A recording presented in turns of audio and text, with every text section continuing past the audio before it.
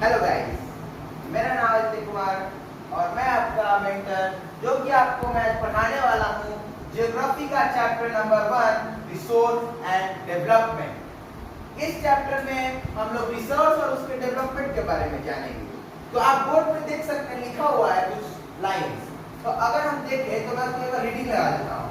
Everything available in our environment which can be used to satisfy our needs, provided it is technologically accessible, economically feasible and culturally acceptable, can be termed as resource। तो हमने इसे reading पे लगाने पर अब समझते हैं इसका मतलब क्या है। देखिए इसमें लिखा हुआ है एवरीथिंग, वो सभी चीजें जो कि इन्वायरमेंट में अवेलेबल है, पाई जाती हैं और हम उसे यूज करते हैं अपनी नीड्स को पूरी करने के लिए, सेटिस्फाई करने के लिए।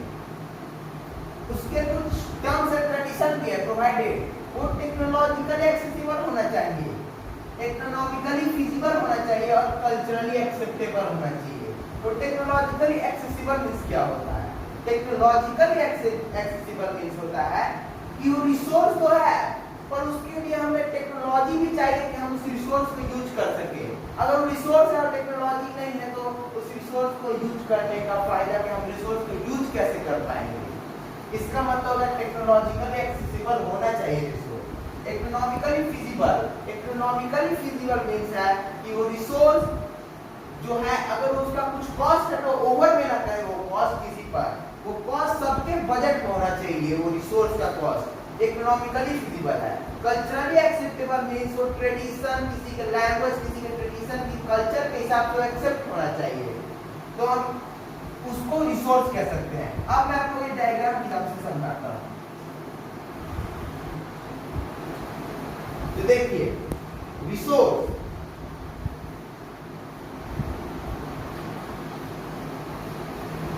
Available in environment, need satisfy करती है हमारी,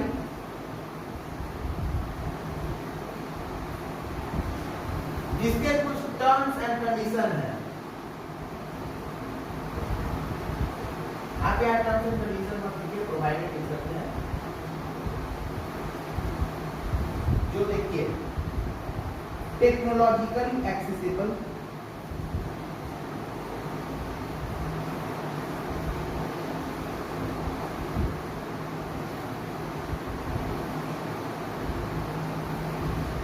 इकोनॉमिकली फिजिबल,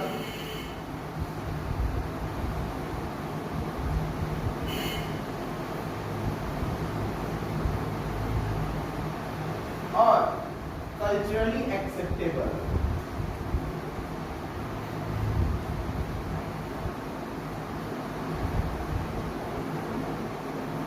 क्या समझे थे? टेक्नोलॉजिकली एक्सेसिबल मींस वो रिसोर्स जो कि टेक्नोलॉजी हो हमारे पास उसे यूज करने की।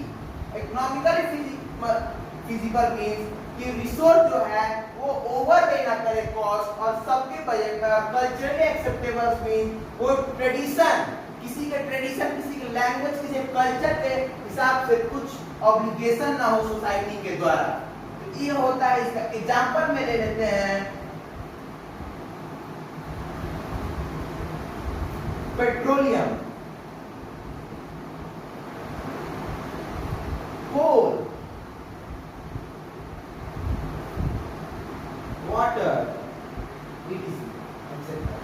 पेट्रोलियम। देखिए इस तीनों की तरफ समझाता हूं। पेट्रोलियम को निकालने के लिए, क्रूड ऑयल को निकालने के लिए हमारे पास टेक्नोलॉजी है। वो किसी पे ओवरवे नहीं करता, सबके बजट में आता है और वो किसी ट्रेडिशन, किसी लैंग्वेज, किसी सोसाइटी को उससे ऑब्लिगेशन नहीं है। वैसे ही कोल, उसको भी डिग करने के लिए हमारा टेक्नोलॉजी है, वो भी किसी को ओवर में नहीं करता और कल्चर को इसका ऑब्लिगेशन नहीं है। ऐसी वाटर का तो भाई टेक्नोलॉजी है ही, इकोनॉमिकली वो किसी फीजिबल होगा, कैसे होगा भी तो बजट में होता है, कल्चर किसी को दिक्कत नहीं। तो अब आगे बढ़ते हैं। तो अब हम देखते हैं, ये पढ़ लेता हूं। Do you think that resource are free gift of nature as it is assumed by many? क्या आपको ऐसा लगता है कि रिसोर्स नेचर का फ्री गिफ्ट है, जिसे बहुत लोग यूज करते हैं? तो इसका आंसर साफ है कि they are not. Resource nature का फ्री गिफ्ट नहीं है कि उसे जितना यूज करो जितना यूज मतलब एक बार तो खत्म होगा ही। अब हम दूसरा चीज समझते हैं, एक चीज और आता है, ह्यूमन being themselves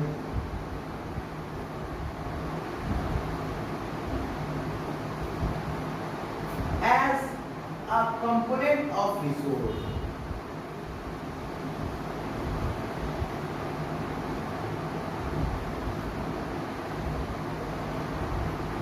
तो क्या आपको लगता है कि human being themselves as a component of resource?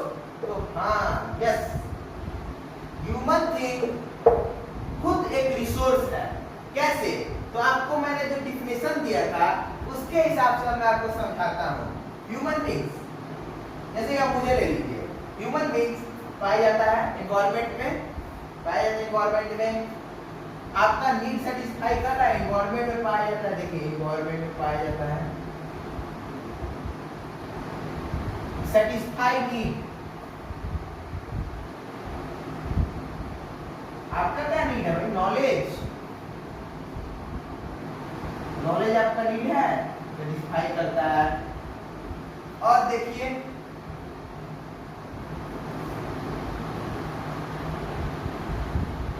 तो अगर आप देखें तो टेक्नोलॉजिकली एक्सेसिबल है, हाँ टेक्नोलॉजिकली भी एक्सेसिबल हूं मैं।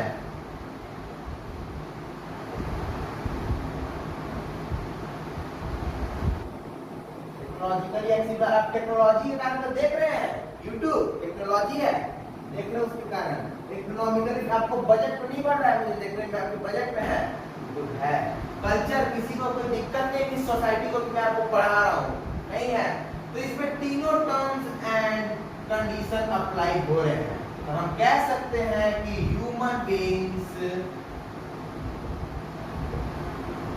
Are also a component of resource.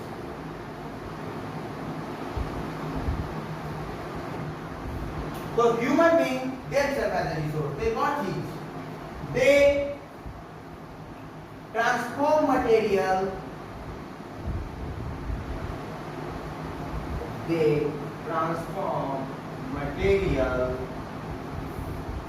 available in our environment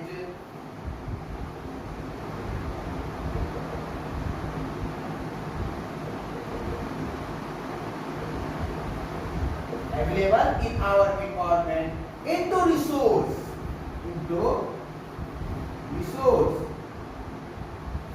and use them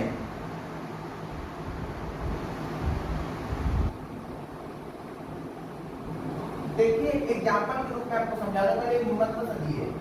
human being, they means human being का यूज हुआ, human being transform materials, material को ट्रांसफॉर्म करते हैं एनवायरनमेंट में जो पाया जाता है और उसको रिसोर्स बना के उसका यूज करते हैं। तो देखिए एग्जांपल लेता हूं मैं, मटेरियल ट्रांसफर करते हैं कि हम ले लेंगे वुड, वुड को हम अगर मटेरियल ले लें, वो एनवायरनमेंट में पाया जाता है, उसको हम रिसोर्स बनाते हैं। कैसे? फर्नीचर बनाते हैं और उसको यूज करते हैं। दूसरा ले अगर तो वाटर से हम इलेक्ट्रिसिटी बनाते हैं और उसको भी यूज करते हैं। ओके, तो आगे बढ़ते हैं। अब हम देखते हैं रिसोर्स कितने भागों में बटा है। Resources can be classified by the following ways.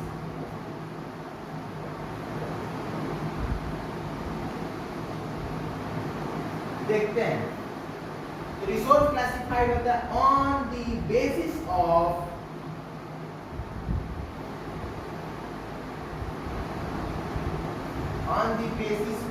Origin. उसका ओरिजिन क्या है? ऑरिजिन के भी दो पार्ट, बायोटिक और बायोटिक। सेकेंड आता है exhaustibility.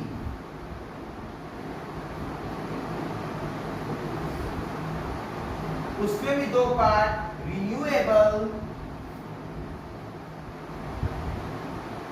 Non renewable.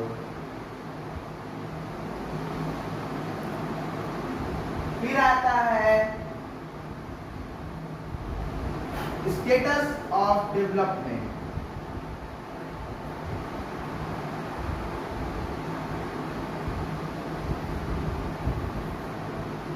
इसमें होते हैं पोटेंशियल, दूसरा होता है डेवलप, तीसरा होता है स्टॉक और चौथा होता है रिजर्व। और लास्ट जो आता है वो है on the basis of ownership. तो इसके भी चार पार्ट होते हैं, इंडिविजुअल, लिखते रहिएगा तो आपको ज्यादा अच्छा समझ में आएगा, कम्युनिटी,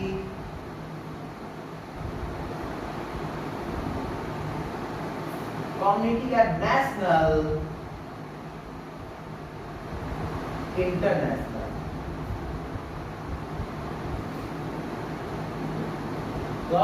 तो अब हम पढ़े थे on the basis of origin, on the basis of exhaustibility, on the basis status of development and on the basis of ownership. तो अब हम पढ़ते हैं on the basis of origin में हम पढ़े थे दो part. On the basis of origin में हम पढ़े थे दो पार्ट। फर्स्ट क्या था? फर्स्ट था बायोटिक और सेकंड था अबायोटिक। बायोटिक मींस क्या हम समझाते हैं। Biotic, these are obtained from the biosphere and have life such as human beings. These are obtained from biosphere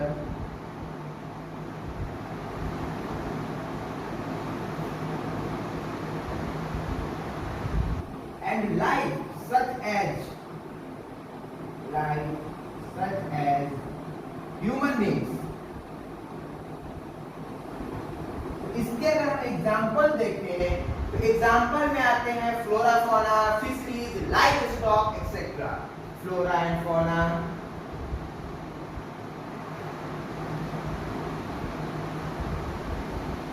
fisheries, live stock, etc. अब aortic.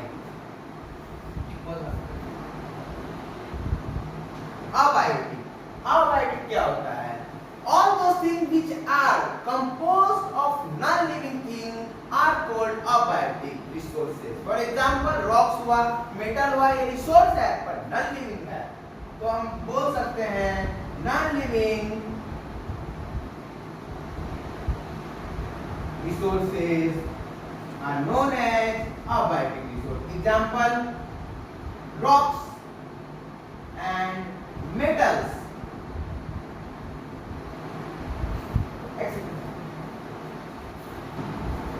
On the basis of exhaustibility,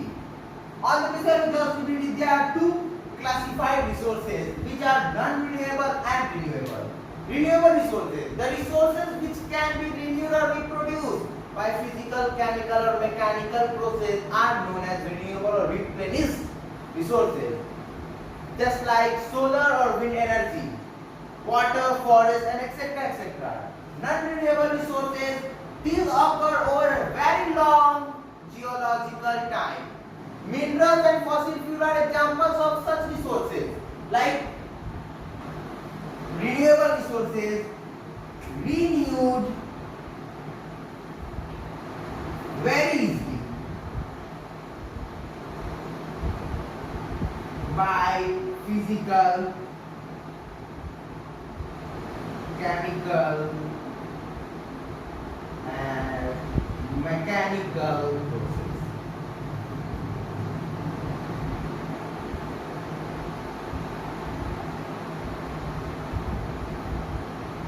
Just like example, solar energy, wind energy,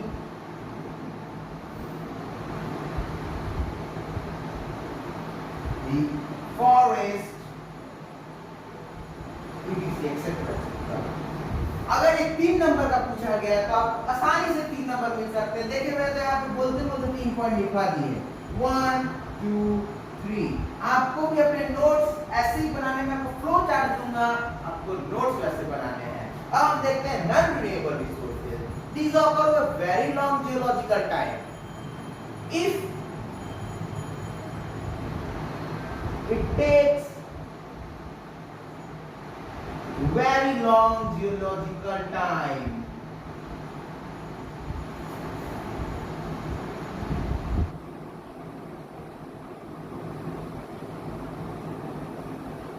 पहले तो ये renew होता नहीं है, नया बनता नहीं, अगर बने तो बहुत ही लंबा टाइम देता है, very long geological time, which may be over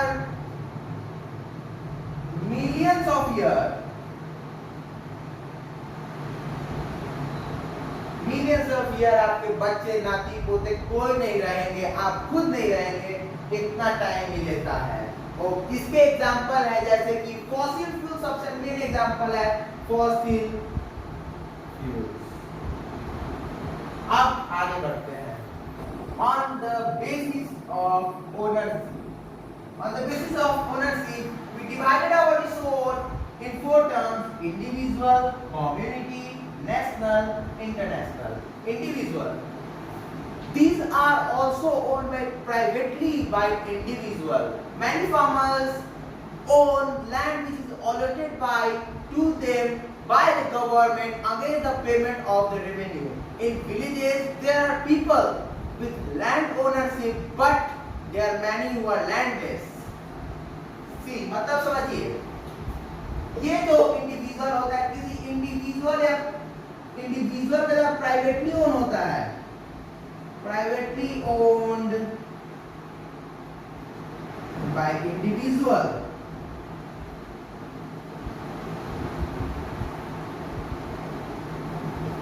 इसका अगर एग्जांपल ले तो houses, property, ponds, water, wells, ये सब इंडिविजुअल रिसोर्स में आएंगे। ये रिसोर्स हम कह सकते हैं कि रिसोर्स ओनरशिप भी होता है, ओनरशिप बाय इंडिविजुअल होता है। अगर हम अर्बन का देखें तो अर्बन में अगर हम देखें तो वाटर वेल, अगर किसी के पास बोल सकते हैं ओनरशिप बाय इंडिविजुअल। अब हम आते हैं community. Community, there are resources which are accessible to all the members of the community. जैसे कि ये जो होता है कम्युनिटी के द्वारा ओन रहता है रिसोर्स। जैसे कि अगर हम देखें कम्युनिटी ओन रिसोर्स, जैसे कि हम देखें grazing ground in villages, ponds. Urban city में अगर देखें तो पार्क और पिकनिक प्लेसेस ऑल्सो। तो ये कम्युनिटी यूज कर सकते हैं रिसोर्स। अब आता है नेशनल। तो नेशनल रिसोर्स जो होते हैं वो एक नेशनल रिसोर्स वो होता है whether technically all the resources belong to a nation. The country has the legal power to acquire even private property for public good. Okay, देखा जाए तो सभी रिसोर्सेज जो होते हैं वो कंट्री को ही बिलोंग करते हैं, नेशन को ही बिलोंग करते हैं। और जो हमारा कंट्री होता है, नेशन होता है, उसे ये राइट्स है कि वो प्राइवेट ओन्ड प्रॉपर्टी को भी पब्लिक गुड के लिए एक्वायर कर ले। तो हम इसका एग्जांपल देखें तो रोड्स, ये भी रिसोर्स है, highways, canals, railway, road, highways, canals,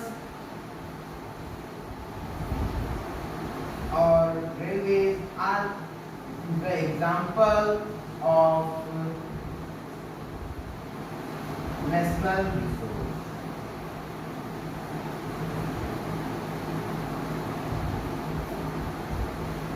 तो नेशनल रिसोर्स के बारे में हम और पढ़ते हैं।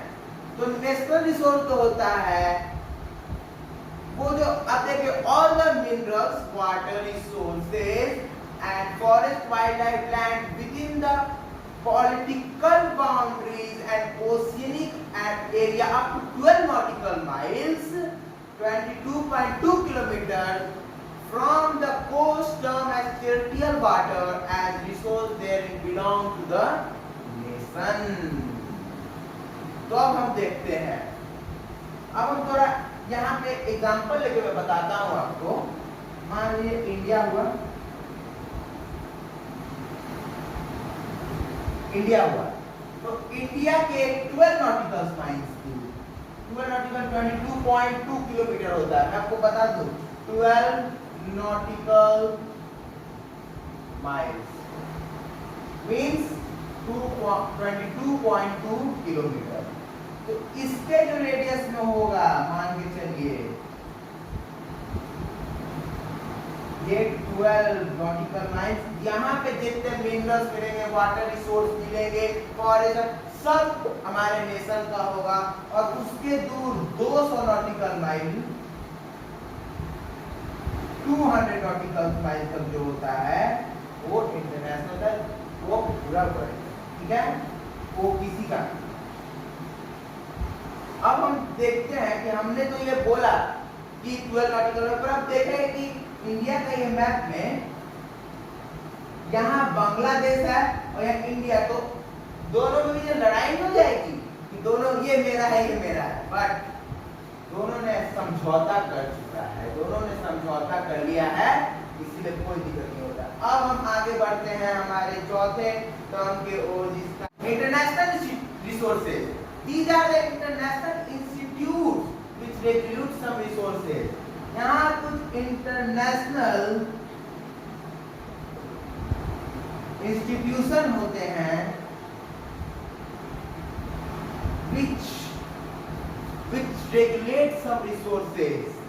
देखिए जो 200 नॉटिकल माइल आपको मैंने बताया था, इस 200 नॉटिकल माइल, यहाँ इसके बाद 200 नॉटिकल माइल के बाद जो होता है ओपन सी होता है, और उसे कोई भी इंडिविजुअल कंपनी, कंट्री उस कॉन्फ्रेंस ऑफ इंटरनेशनल इंस्टीट्यूट के बिना परमिशन के नहीं ले सकती है, नहीं कर सकती है।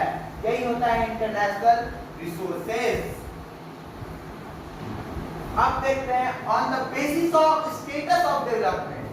स्टेटस ऑफ डेवलपमेंट के बेसिस पे we term the resource in 4 types: potential, developed, stock and reserve. तो देखते हैं पोटेंशियल क्या है। Potential resources which are found in a region but have not been utilized। तो ऐसे रिसोर्स जो कि हमें पता है वो पाए भी जाते हैं, पर हम उसका यूटिलाइज नहीं कर रहे हैं। found in a region but not utilized।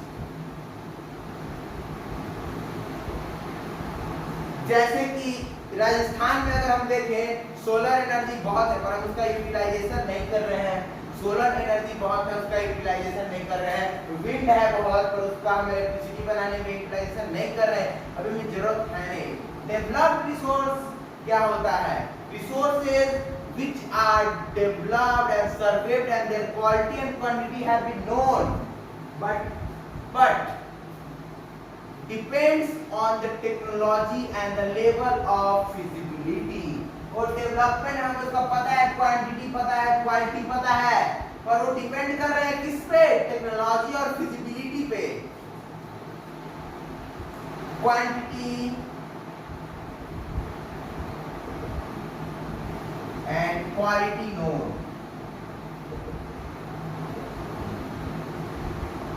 Depends on technologically और feasibility। अब हमारे स्टॉक्स क्या होता है? वो stocks material in the environment which have the potential in which human needs can be satisfied, but we don't have the technology to use the resources. Means it is found in environment, satisfies human need,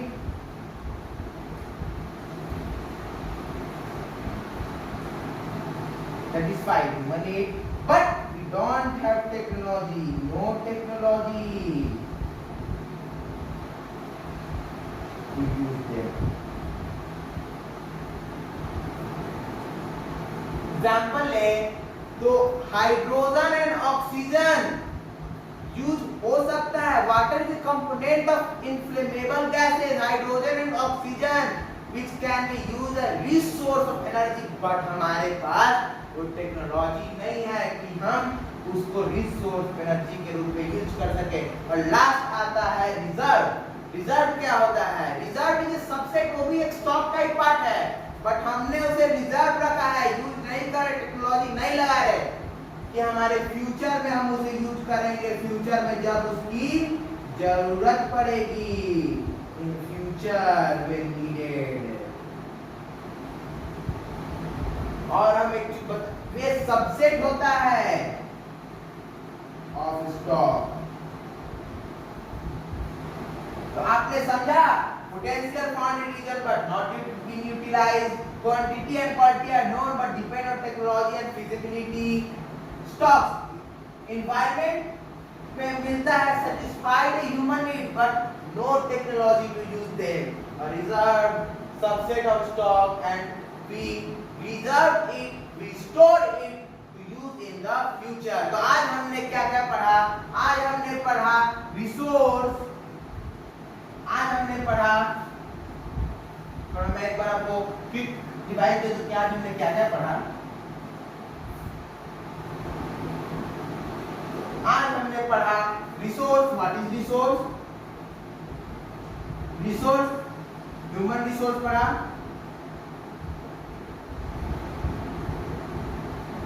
types of resource पढ़ा, और types of resource के type पढ़े और उसको explain किया. तो मैं यही उम्मीद रखता हूँ कि आपको वीडियो समझ में आई होगी और आपको मैंने जितना भी पढ़ाया वो आज समझ में आया होगा. तो अगर आपको कोई भी डाउट है तो प्लीज हमारे कमेंट सेक्शन में कमेंट करके डाउट बताएं. और मैं आपको बता दूं कि अगला वीडियो रहेगा डेवलपमेंट ऑफ रिसोर्स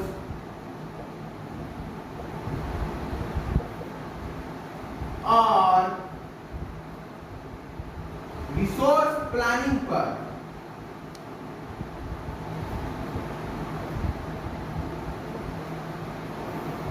मैं आपको ऐसा पढ़ाऊंगा कि आपको बहुत अच्छा से ये समझ में आएगा.